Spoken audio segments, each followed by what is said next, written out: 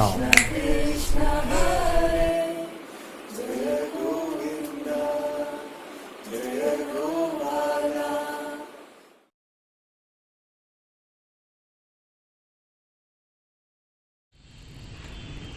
So Shankara said very beautifully in the commentary of the Bhagavad Gita that self-knowledge, Atma-Jnana, is the only way to be free from this cycle of suffering, this is cycle of birth and death.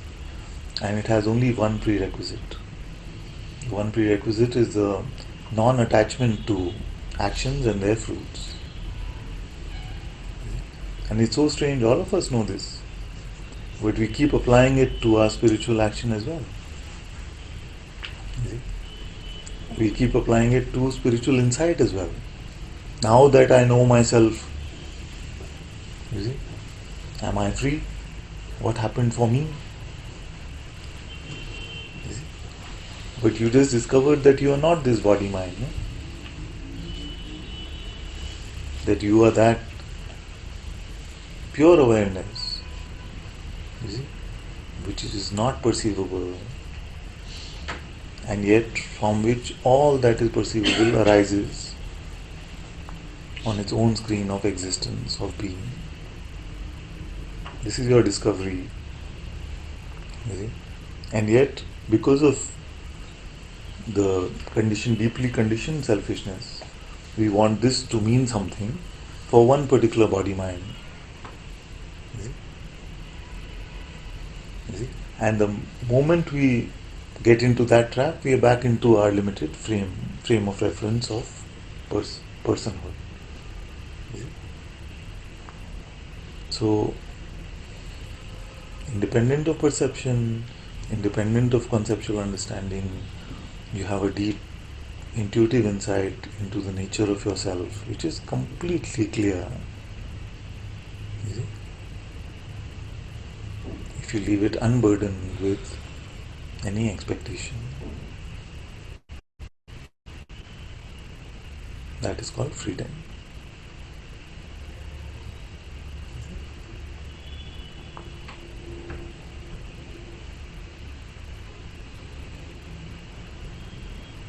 Now the mind has a few trump cards. Number one, it can't be that simple. Can it be that simple? What are those yogis doing in the caves for 1,000 years? He's just saying, everybody, finish. You see? Can't be that simple. Can it? No?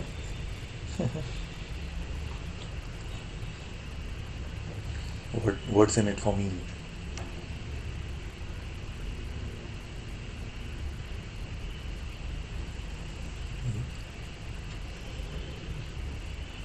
How can I confirm this?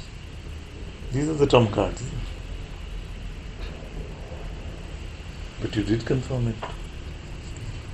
So simply. See? But it fundamentally boils down to, what did we expect out of this? Or what do we expect out of this? What do we expect it to mean for me? It doesn't mean anything. You see? In fact, it is the meaning making that gets us in trouble.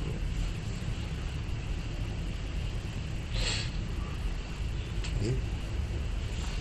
We have a meaning making machine called the mind. You see? And that is making meaning out of that which is beyond meaning and meaninglessness. And in the mind it has just these opposites. If I say it doesn't have meaning, the mind will say, oh, that means it is meaningless.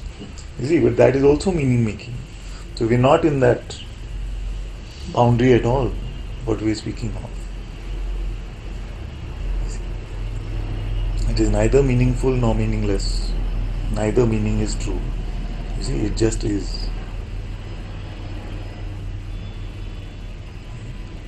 So, what happens when we buy into the interpretation from the mind that this version of reality which it is peddling to us, to consciousness itself, when consciousness gives it its assent and says this is how it is, you see, not only does it make a shape of the world, it makes a shape of you.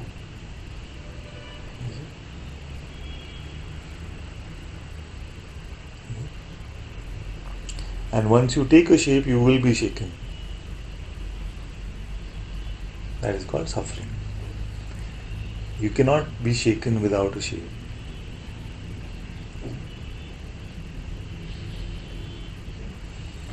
And all shapes are just ghostly meanings, interpretations from the mind.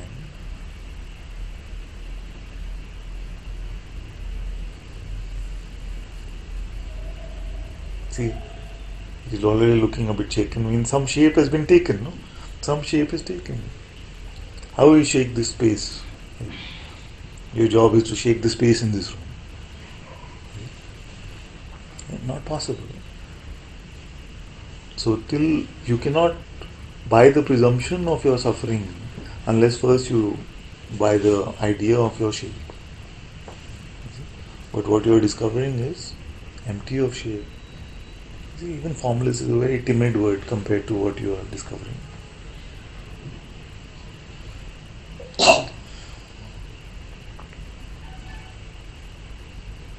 That's why I was saying that the only solution to this problem is to see that there never really is a problem.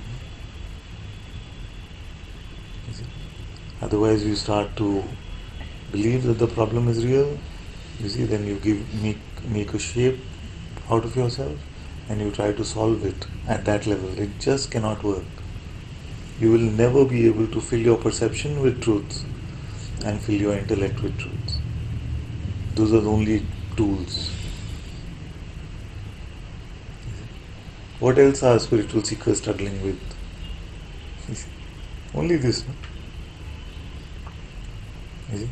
I had an experience 3 years ago. That was it. I want that again.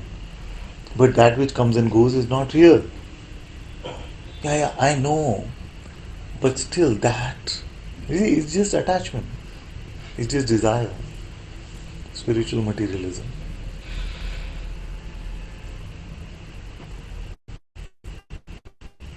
If something can come and go, how can it be that? At best, it is the byproduct. No, it is prasad of the darshan. So don't confuse the prasad and the darshan. Most spiritual seekers are doing it, confusing the prasad to be the darshan, and the darshan to be the prasad, or the darshan just as a way to get to the prasad. You see, that is what I call spiritual materialism or spiritual selfishness, because it is material. No, it is phenomenal.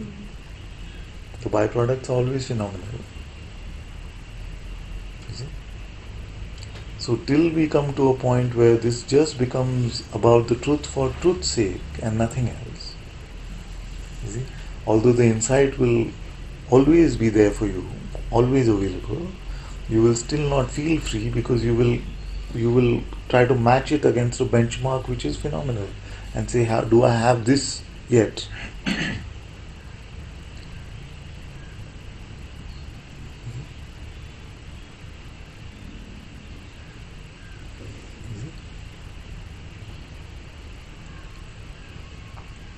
So a tip I have for you is, the minute you notice complexity, be certain that it is the mind.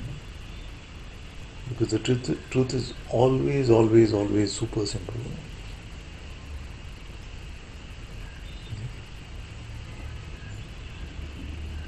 If you are trying to solve something, you are climbing the wrong tree.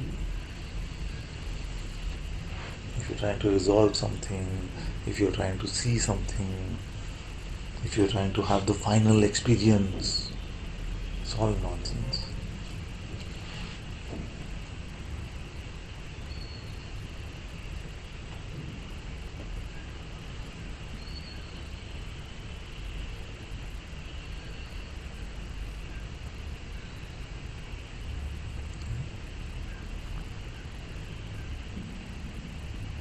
So this unperceivable self is knowingness itself, is knowledge itself, but not the one that we got used to, not the conceptual or perceptual knowledge. It is just simple self-knowledge. Needs no prerequisites, needs no sadhana. You could be deeply identified Okay, this is not license, okay? You could be deeply identified for 1,000,000 lifetimes, but in this moment you could come to this insight and you could be free. You could be a very advanced sadhaka. You see, I've done all yogic practices and everything for 1,000 lifetimes, 1,000,000 lifetimes, and still you may be so attached to climbing the wrong tree that you may not hear this simplicity. Not against any practices or anything. I'm just saying that this is just so simple that it is independent of all of that. You see? Phenomenal things can have phenomenal effects, and phenomenal effects, as long as we want them, they are fine.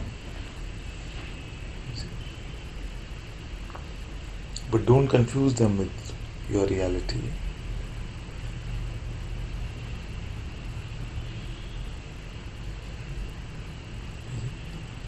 And again, I'm saying that what I'm saying is not necessarily a bed of roses, because many are attached to this.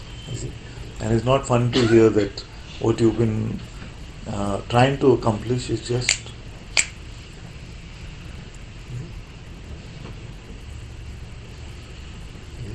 So, because the mind will itself come and say, but so far, so many years, you can't be that stupid, can you?